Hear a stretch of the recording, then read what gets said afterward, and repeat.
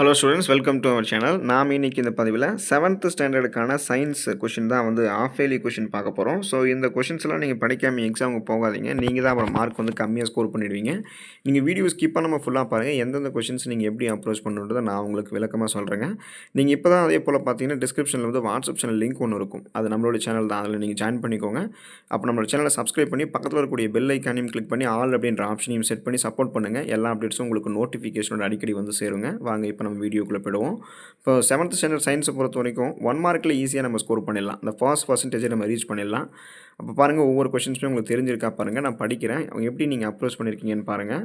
ஏதாவது பெண்டிங் வச்சுருக்கீங்களா, இல்லை ஏதாவது இதில் கொஷின்ஸ் புக் பேக்கில் இல்லாமல் உள்ளே கேட்டிருக்காங்களா, பாக்ஸ் கண்டென்ட்லேருந்து கூட கேட்டிருக்கலாம். அது எப்படி இருக்குன்னு நீங்கள் பாருங்கள். International unit of measuring temperatures என்ன, கெல்வினா, ஃபாரன் ஹீட்டா, ஜூலா, செல்சியஸாக நீங்கள் எழுதணும். அப்புறம் freezing point of water is 32 degree செல்சியஸா, 0 டிகிரி செல்சியஸா, 42 100 டிகிரி செல்சியஸாக நீங்கள் எழுதணும். தென் த கெமிக்கல் சேஞ்சஸ் என்ன அதுன்றதை நீங்கள் எழுதணும். அதுக்கடுத்து dash is the example of periodic change. இதில் எது பீரியாடிக் சேஞ்சுக்கு ஒரு எக்ஸாம்பிளாக இருக்கும் நீங்கள் எழுதணும். அதுக்கடுத்து dash help in cell division. Cell டிவிஷனுக்கு எது உங்களுக்கு உதவிகரமாக இருக்குன்றது நீங்கள் எழுதணும். அதுக்கடுத்து which part of the cell is called the brain of the cell. So செல்லினுடைய மூளை, அதாவது ஆற்றல் அப்படின்னு சொல்லக்கூடிய அந்த which part of the cell is called the brain of cell. செல்லின் மூளை எதுன்றதை நீங்கள் எழுதணும். அதுக்கடுத்து the largest division of the living world is என்னன்றது நீங்கள் எழுதணும்.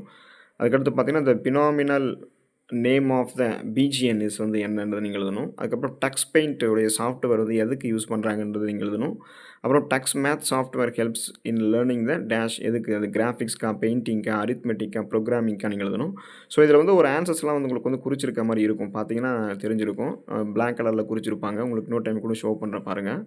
இந்த ஆன்சர்ஸ் எல்லாம் ஒரு வாட்டி நீங்கள் செக் பண்ணிக்கோங்க ரைட்டாக இருக்கா அப்படின்னு. ஸோ மேக்ஸிமம் ரைட்டாக இருக்கலாம், ஆனால் ஒரு சிலது கூட தப்பாக இருக்கிறதுக்கு சான்சஸ் இருக்குது. அதனால் நீங்கள் படிக்கிறதுக்கு முன்னாடி ஒரு டைம் கன்ஃபார்ம் பண்ணிக்கோங்க, வேறு ஒன்றும் இல்லை. ஸோ இன்னொரு டைம் கூட உங்களுக்கு ஷோ பண்ணுறேன். அதுக்கடுத்து பார்த்தீங்கன்னா ஃபில் இன் த பிளாங்க்ஸ் வந்துடுங்க. அதில் நீங்கள் சோலார் பார்த்தீங்கன்னா இப்போ 11th கொஸ்டின் பாருங்கள். Doctor uses dash thermometer to measure the human body temperature. எந்த தெர்மோமீட்டர் யூஸ் பண்ணுவாங்கன்னு எழுதணும். தென் எந்த energy is used to measure the electric current. அதுக்கடுத்து spoiling of food is a dash change. Measure the red blood cell do not contain a dash. அப்புறம் Carolus Linnaeus இருக்காருங்க இல்லையா, so அவர் எதுக்கான father is known as the father of எது, அது Carolus லின்னேஸ் எதுக்கான தந்தையாக அறியப்படுறாருன்னு எழுதணும்.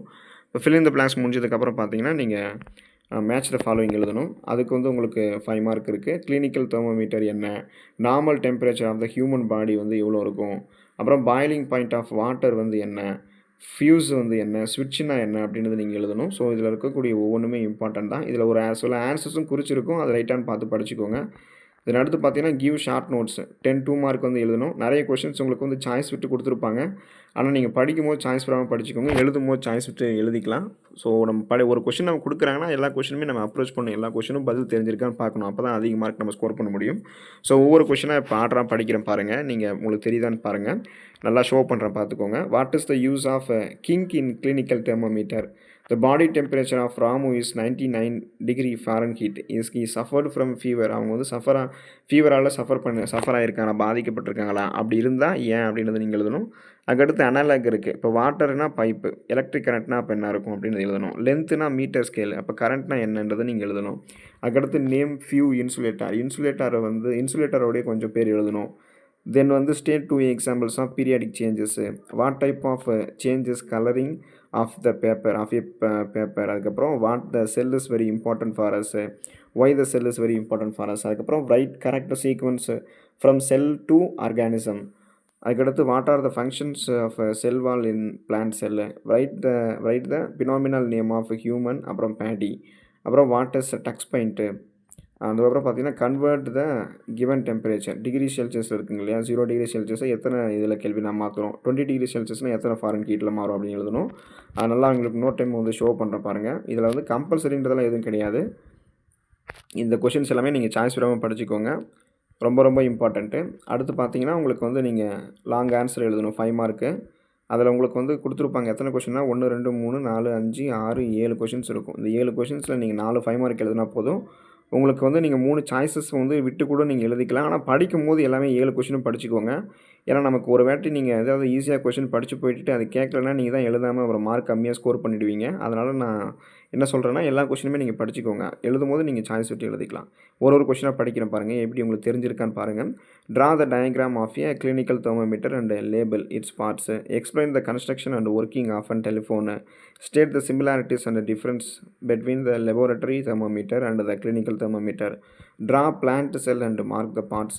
True or false எழுதணும். If false, give the correct answer. அதாவது சரியாக தப்பான்னு எழுதணும். தப்பாக இருந்ததுன்னா அது ஏன் தப்பாக இருக்குன்றதால நீ சொல்ல வேணாம். அதுக்கான சரியான ஆன்சர் எதுனா போதும். சரின்றது வந்து ட்ரூன்னு மட்டும் போட்டாலே போதும். இதில் வந்து ஒரு சில ஆன்சர்லாம் குறிச்சிருக்கும், ஃபால்ஸ் ட்ரூன்னு. அது சரியானு பார்த்துக்கோங்க. நீங்கள் பார்க்காம எழுதிக்காதீங்க. அதுக்கடுத்து பார்த்தீங்கன்னா 38வது பாருங்கள். Distinguish physical chemical changes. Mention in two exothermic reactions. Differentiate பிளான்ட்டே அண்ட் அனிமல்யா. அதுக்கான இது வந்து நீங்கள் டிஃப்ரென்ஷியேட் பண்ணணும். ஸோ இன்னொரு டைம் கூட வந்து ஷோ பண்ணுறேன். இதில் கூடிய ஒவ்வொரு கொஷினுமே இம்பார்ட்டன்ட்ங்க. படிக்காமல் எக்ஸாமுக்கு போயிடாதீங்க. நல்லா படிங்க, நல்லா எக்ஸாம் எழுதுங்க, பதட்டம் இல்லாமல் எக்ஸாம் எழுதுங்க. All the best for your examination. Thank you students.